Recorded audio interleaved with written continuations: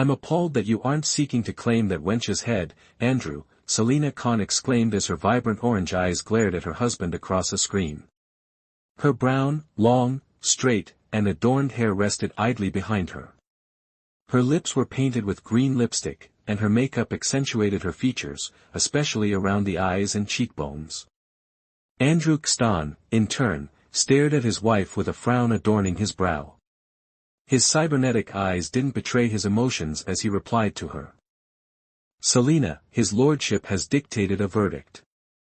House Carr has done something worse than exile upon her. What do you want me to do? Go against the Lord Regent's sentencing? Ask Deborah to rescind her declarations and have her hand Felicity's fate over to us instead? Selina glared at her husband while her face twisted into a visage of displeasure. I want you to be more outraged, to seek true retribution. Thanks to her idiocy, our youngest son was nearly killed, Andrew. Have you forgotten that fact?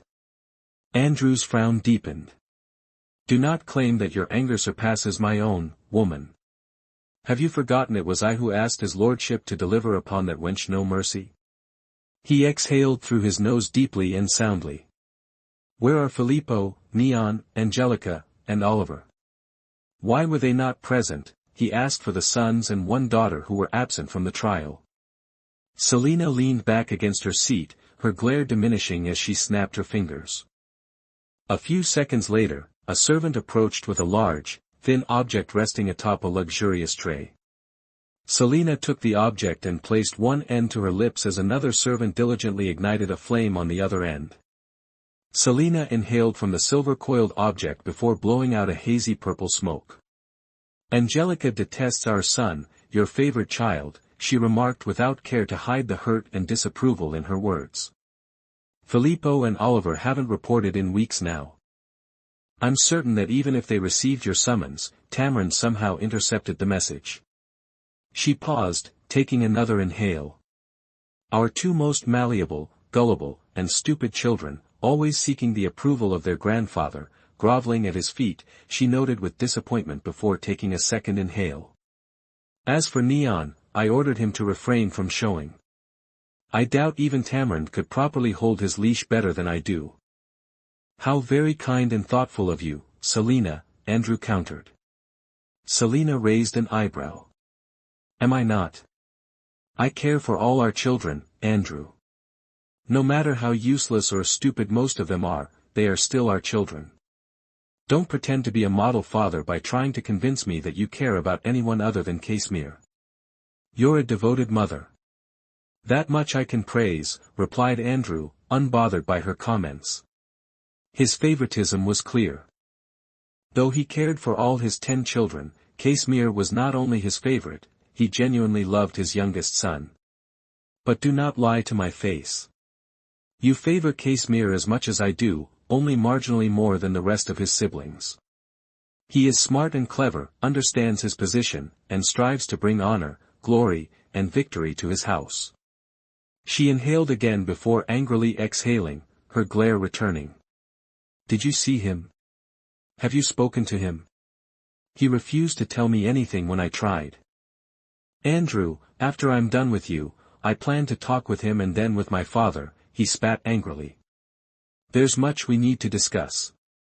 Selina remained quiet for half a minute, silently smoking as her eyes focused on Andrew like a hawk ready to strike down its prey.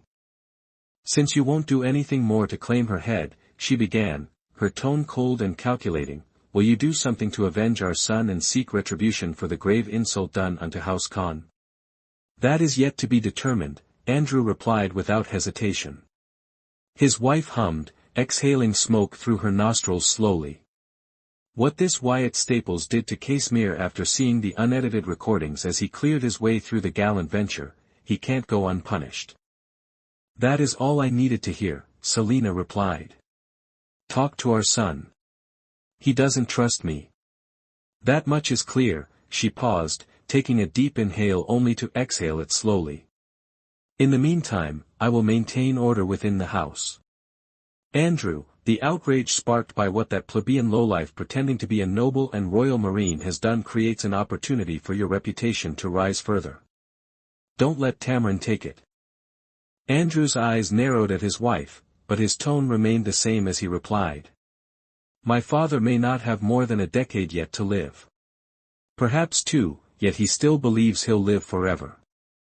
I may be his favorite heir apparent, his youngest, but I'm not his first favorite. Many are siblings I never met, he commented grimly. One way or another, I will discern the truth about the wolfhound and bring him low for what he's done. Selina smiled, nodded once, then paused for several seconds. I want him to suffer, she said, then ended the transmission. Andrew closed his eyes and relaxed in his favorite chair. Looking around his ample private quarters, medals, trophies, and 3 different sets of armor, several pressed uniforms, and decorative paintings and plants were expertly spaced between each other to bring a sense of pride and harmony to his heart. His eyes traveled to the transparent cabinet where the highest quality liquors rested peacefully. His throat suddenly ached with the need to pour himself a glass of Green Valley or Morgan's Tears. That desire was pushed back by his immaculate self-restraint yet again. Before he could give himself the luxury to enjoy a drink in peace, there were things he needed to finish first. As he linked with the network to request a connection directly to Morning Star and request to talk with his son Casimir, he frowned deeply. He didn't hate his wife. Her being so beautiful was the main reason they had spawned 10 children together. But their union had been entirely political. There was no love between the two, even after so many years together. In fact, he could barely tolerate the obnoxious, extravagant, and infinitely vain woman. Yet he had to admit that they worked well together as a couple. She was a political animal, whereas he was a strong, capable leader with vast military, economic, and logistical skills. Enough to earn Tamarin's favor and gain his position as heir apparent. He scoffed at the irony. Was it hypocritical of him to hate his father for his constant scheming, blatant favoritism, and his lies and manipulation when he showed that same favoritism for his youngest son, deeming the rest of his children nearly useless? Yes. Yes, it was. I had to inherit something from him, didn't I? He asked no one, the same question that had left his lips another 1,000 times before. Andrew had to wait for only a minute as the priority channels replied to his request. The screen before him went from black to showcase his son Casimir. A hand grasped his heart when he saw the emptiness in his eyes, even though he was smiling at him. Casimir, my son. Father, Casimir cried out happily. Then, just as fast as his happiness erupted, it was replaced by shame. The young man lowered his head in submission. Father, I'm sorry. I failed you. I failed our house. I failed grandfather. I failed you all. Andrew's expression softened, offering his beloved son a warm smile. You didn't fail, Casimir. That woman dragged you down as her ambitions collapsed atop her worthless head. As a result, many died, ships were lost, and you suffered greatly. He paused while his son's head lowered further. I failed you, my son, he said, trying to elevate Casimir's bruised, ruined spirit and self-worth. He succeeded, as Casimir stopped his soft trembling, his head turning upward to look at him in the eye, confused. I put my trust in that woman that she would keep you safe, away from direct conflict, so that you could gain real experience from the examples of those around you. Not all missions demand bloodshed and destruction. It wasn't your fault, Father. I was too weak-willed to put a stop to Felicity's debacle. I had so many chances, so many points where I could put my foot down. Yet I didn't. Casimir chuckled. I saw a real battle, Father. Not a raid against a crippled pirate ship or simulations or theoretical tactics and strategies. Real battle. He shook his head slightly. I never thought it could be like that, Father. At that moment, Andrew wanted nothing more than to reach into the screen and somehow hug his son tightly. He was hurting, but he couldn't leave his duty, no matter how much he wanted to do so. Real battle is a nasty thing, my son. Casimir nodded weakly. You've always told me that, Father. But it seems I failed to teach you the ugly truths. How death is always a possibility, Andrew said desperately, trying to bring peace to his son's heart. Casimir chuckled darkly. Maximilian said something similar. He was right. By Julius, he was right, he claimed, trembling slightly. Raise your head proudly, my son. As terrible as that experience was, let it strengthen your resolve and character. Learn from it, for once you regain your limbs, you will return to active service. Andrew was suddenly stopped by the shriek of pure fear that his son let out. It hurt him terribly, far more than any stab, shot, implant procedure, or broken bone he'd ever experienced in his life. Then, as he stared into the panicked eyes of his son, that pain multiplied itself. That shriek was full of pain, terror, and pure fear.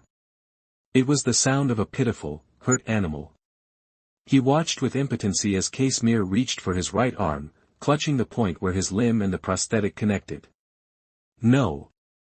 Casimir cried out as he trembled. No, please. I don't want to face the Wraith again. The white partisan, the white stag will come for me, father. He promised me. He did. Casimir, Andrew tried to interject, but he was silenced again as tears began to form and fall down his son's eyes. You didn't see him, father. You didn't. I did. I saw beyond the pitfall of ice and hazel. I saw the dark void behind his eyes. Unforgiving, cold, empty. His trembling increased. Hateful, hungry, savage. He closed his eyes, clutching his arm tighter. After several moments that stretched for ages, he continued. Wyatt, he is a wraith, father. He died. He should have died. But he came for me. I don't want. Please, no more. Don't make me. Please, he'll come. He will.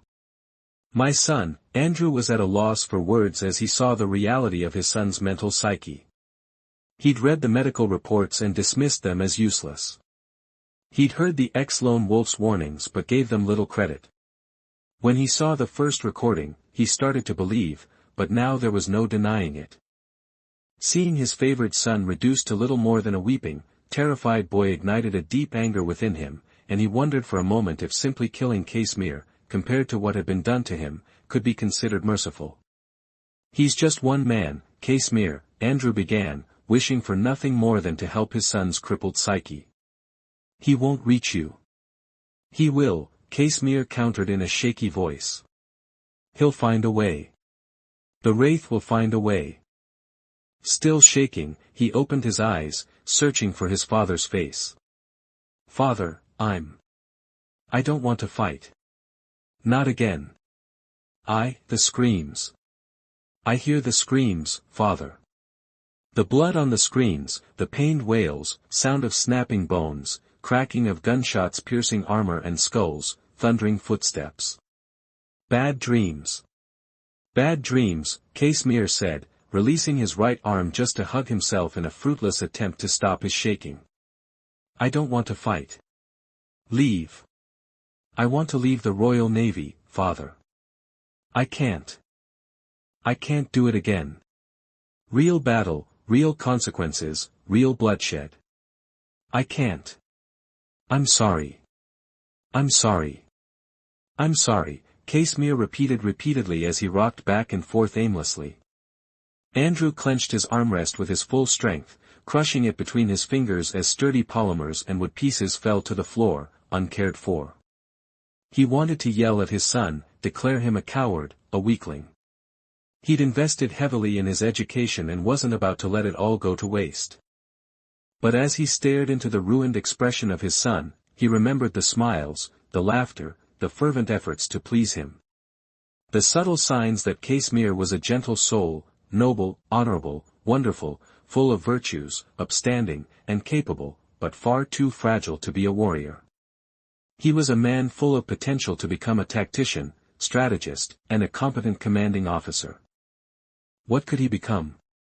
A commander? A future admiral? Had he willfully ignored his son's weaknesses just to push him into a path he could excel at? Yes. Yes, he had. Unclenching his right hand, he spared a moment to see some pieces sticking into his hand. There was no pain, yet he felt the few droplets of blood trickling across his palm. Any admonishment he had for his son left his heart. Instead, he called for him gently. Casimir, you don't have to fight anymore. Casimir blinked as his shaking diminished to a mere tremble. Heal, my son, Andrew continued. That you've returned to me alive is enough reward. You've done your part. Now rest. You will serve House Khan and his lordship in other capacities once your limbs are returned to you. I will handle the process necessary to grant you a full honorable discharge, my son. The Wraith will not come for you. I promise. Casimir's lips trembled, and he closed his eyes again, causing more tears to run down his cheeks. He nodded slowly, uttering his mumbled thanks to his father and repeating that he was sorry. I love you, Casimir. You'll be back home soon, Andrew promised before ending the connection. The older man stood up violently and walked up to his private cabinet. Opening it, he poured a glass full of the first container he grabbed. He didn't care what it was. He then poured half of it over his hand, not flinching as the liquid burned against his wounds. The other half went down his gullet in a single go. When he was done, he tossed the glass away, shattering it against one of his armor sets. Immediately after, he contacted his father, Tamarind. While he waited for his father to answer, he stood still, his heaving chest forcing him to breathe through his mouth as he tried and failed to remove Casimir's cries, supplications, and broken state from the forefront of his mind. He didn't know how long he had to wait before his father answered, but he turned to face the screen when he did. Andrew, this better be. What happened? Tamarind asked, his mood changing from mild annoyance to mild interest upon seeing his youngest son. Nothing that concerns your interests, father, Andrew answered before moving to retake his seat. Unsurprised, Tamarind raised an eyebrow. Then his expression shifted to a more serious one. Ah, I see. Casimir's fate has rattled you. Andrew glared at his father. Did you know the full extent of the damage the Wraith did to him? He half shouted. Wraith? Tamarind asked, unmoved. Wraith, the Reaper's wolfhound, Wyatt Staples. That man. Did you know? Andrew asked, his eyes burning with anger. Tamarind shook his head. Whatever you saw, I had no part in. I've only read the medical reports. By your reaction, my most valuable son, I assume the damage was considerable. Stop it, Andrew said, the words heavy as if uttering a curse. Do you think I will humor your antics? My son has suffered immensely. I will not tolerate your silver tongue and carefully worded remarks. Not now. Tamarind sighed. Oh, Andrew, if only this side of you were more prevalent. You are the best I have at my disposal, he declared between amusement and disappointment.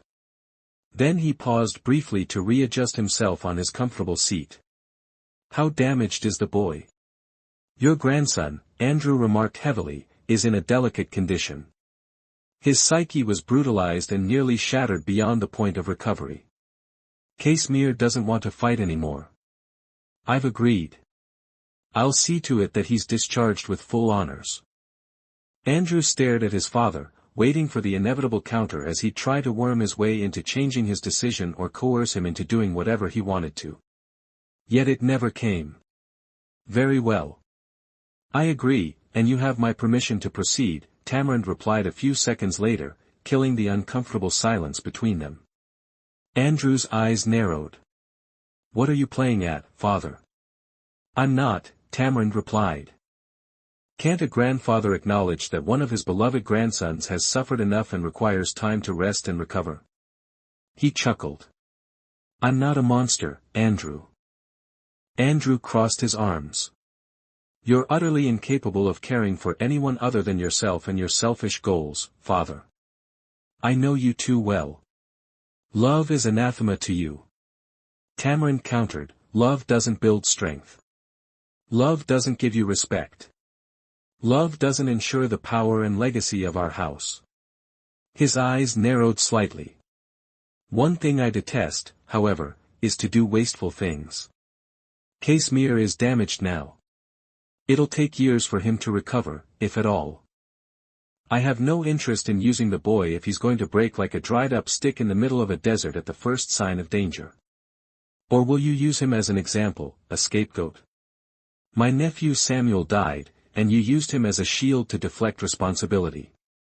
Lanero also died under your service and was prompted by your influence, father. You will not touch Casimir, Andrew declared unflinchingly. Tamarin smiled. And you dare judge me as a terrible father when you care not for the well-being of your other children? No wonder so many came to me seeking the recognition you never gave them.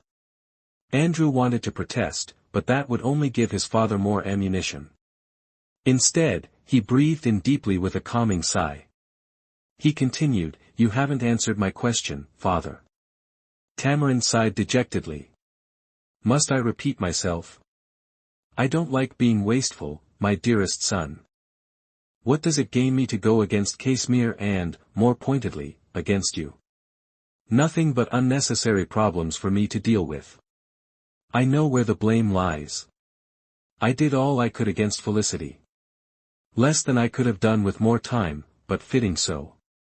Parading her defeat for all to see, nobles and commoners alike, was your doing. I should have known, Andrew commented. You disapprove? Tamarin taunted with a smirk. Not this time. She deserved worse, Andrew answered. Her punishment shall be fitting, of that I'm sure. Veronica Dreer, the butcher of Calcedar, is a truly devastating yet useful monster, Tamarin praised. His lordship would hang you for saying that about his daughter, Andrew countered, though he knew his threat was empty. His Lord Regent is aware of this fact. I have nothing to fear, Tamarin chuckled. As for Wyatt Staples, the wolfhound, the Wraith, the Woods half-ace, he must be eliminated. He has insulted House Khan, yes, but his true danger lies in his absurdly rapid ascent to power and potential influence. The prince favors him. House Winfield supports him. He is close to Redford, Kaelin, Cynthia Winfield, and Clara Astor. A rising power in the making. He must be cast down. His totem destroyed at its foundation before he yet grows stronger. How do you plan to accomplish this, father? Andrew asked, already suspecting what the head of House Khan had in mind. What he did to Casimir gives us a good excuse to seek retribution, Tamarin began. We'll find who is close to him, those vulnerable and weak. We strike at them in a culling blow. Absolutely not, Andrew replied, outraged. I will not harm those not directly involved. If retribution is to come, he will pay the price, not his family. Tamarin stared at his son with mild disappointment. If only you weren't such a deluded fool, guided by pointless, perceived terms of honor. Very well, have it your way. I won't touch his family. Only a gullible imbecile would take your word at face value and trust in your non-existent honor to bind your actions. You will not harm anyone other than Wyatt Staples within machinations, father. If I learn that his family has been harmed in any way, I will place the blame for that cowardly attack on you and act accordingly, Andrew threatened. This time, it wasn't empty. Tamarin smiled, satisfied. Well done, my son. Perhaps there is hope for you yet. Andrew's glare intensified. Let's make a trade. I promise I won't act against anyone but Wyatt Staples. In return, you will make Selina put a stop to her insufferable meddling and attempts to sow discontent among our branch houses and vassals. Countering her efforts is nothing more than a triviality, but I'd rather focus on things that truly matter, not petty squabbles. For a brief moment, Andrew considered rejecting his father's offer.